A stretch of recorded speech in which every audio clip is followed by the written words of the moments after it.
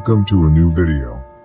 Today I am going to tell you what Elizabeth experienced in an old cemetery located in the state of Oklahoma, and what happened to Timothy. I hope you enjoy both stories.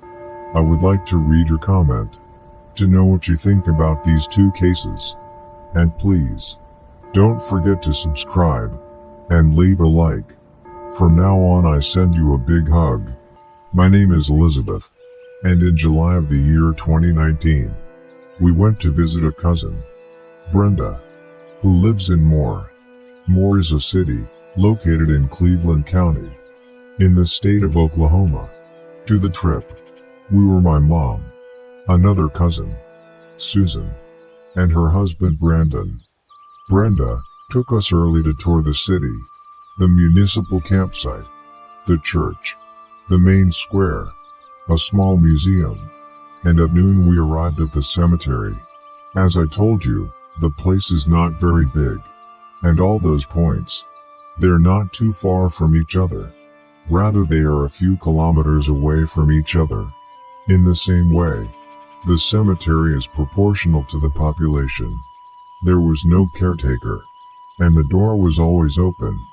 They are from these few places that remain, where there is no fear of vandalism.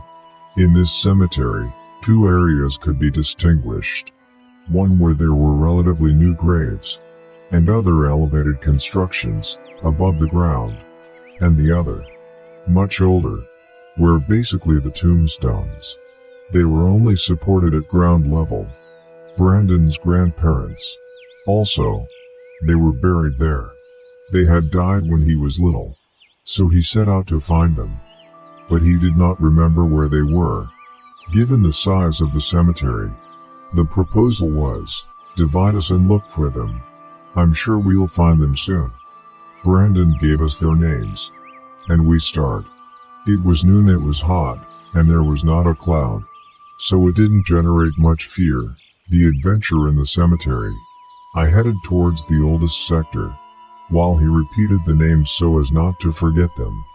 And suddenly, while I was spinning, looking, a male voice said to me at the level of my head, in a voice of supplication, "Please, say my name."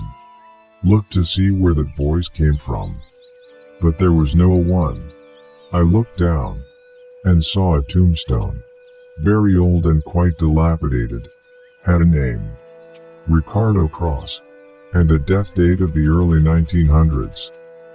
The voice insisted with greater lamentation and despair, "Please, please, say my name." For the pain I felt, I said it out loud. At that moment, and I can swear to you, a flash of light was made to my right, and I saw how he went up to heaven, while heaving a deep sigh of relief. Then it was there that I heard several more voices, of men and women, of different ages, who began to ask for the same thing. "Say my name, please, here say mine. Hello, please say mine." Without thinking about it anymore, I listened to them, and I was pronouncing the names.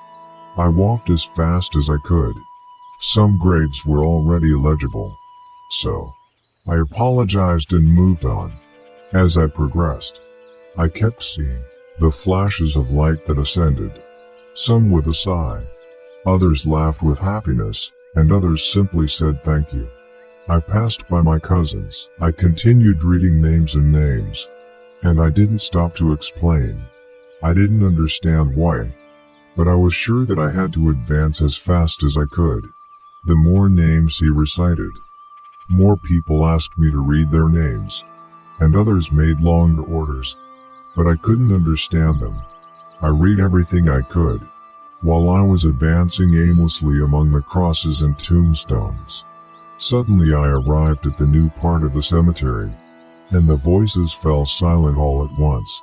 But another voice was heard, much thicker, and told me, "It's enough." Then the same voice apparently addressing me. I didn't see who it was, but I felt the presence of something very, very strong. He told me in a firm tone and threatening voice, "You can go now." Arose a cold wind that crossed the corridor, And despite the summer sun and the heat that it was, to feel cold, while everything was silent again. My mom's voice pulled me out of this kind of trance. She was accompanied by Susan. They had already found Brandon's grandparents.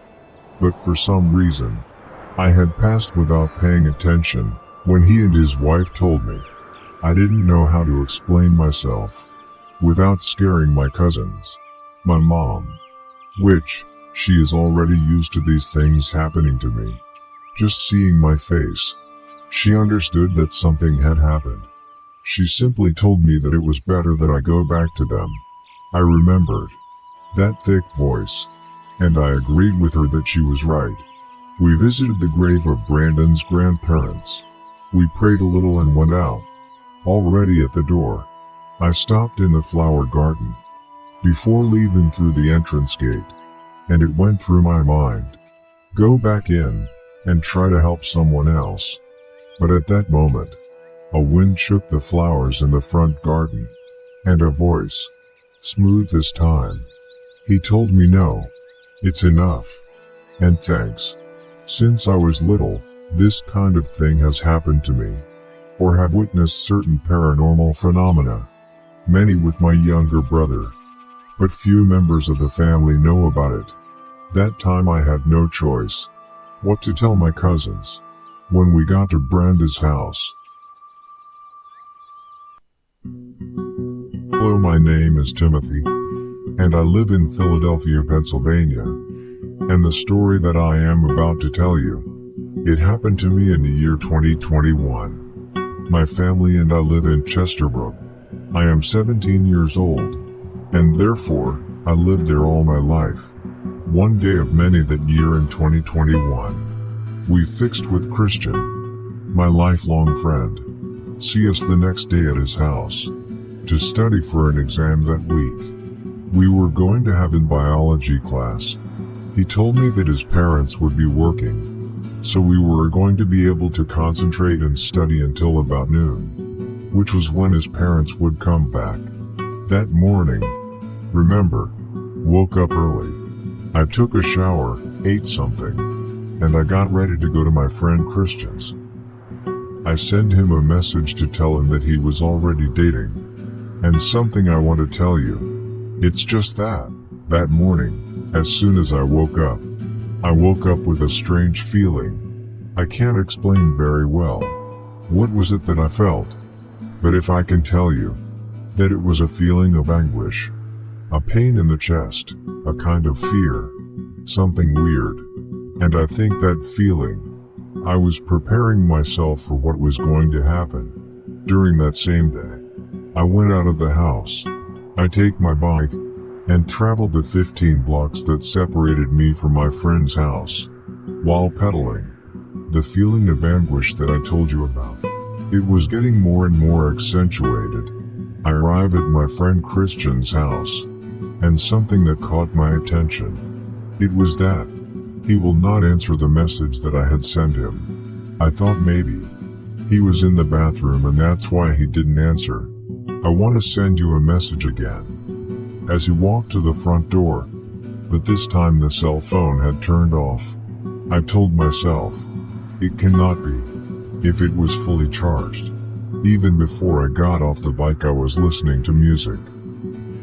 But as much as I tried to turn it on, he did not respond. I approached the front door to ring the bell, and at that moment I realized, and it seemed strange to me at the same time, that the lights in the house are not on. It was winter, and it was still half dark. I ring the bell, and while I wait for my friend to arrive and open the door for me, the feeling that I told you, it grew more and more. I started to feel inside of me something that told me to hurry up, to turn around and enter the back of the house.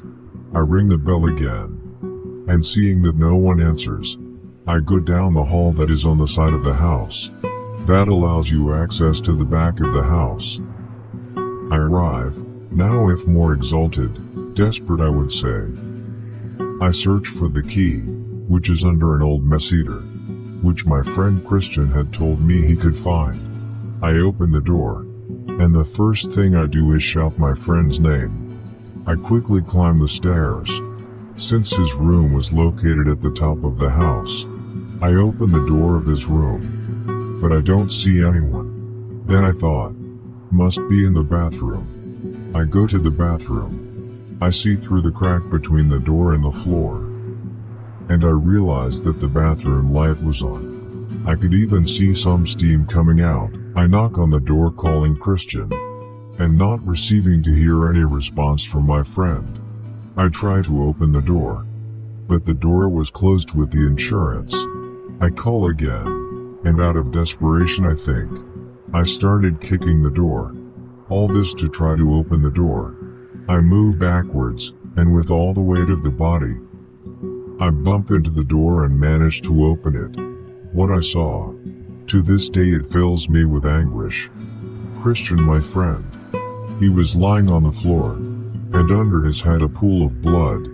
I kneel down to try to revive him. I put my hand on his chest, to see if he felt a heartbeat, or something.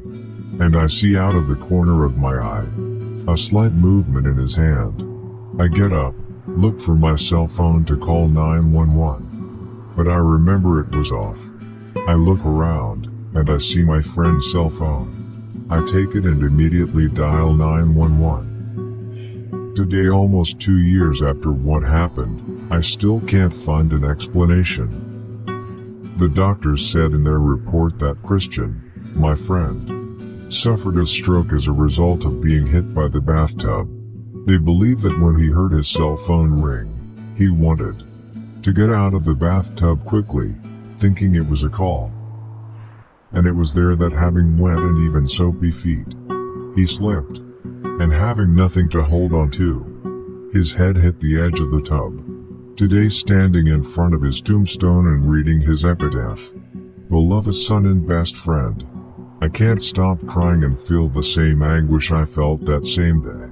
Sometimes I think maybe it was my fault, that if he hadn't sent that message, today he would be here with me, smiling and enjoying life.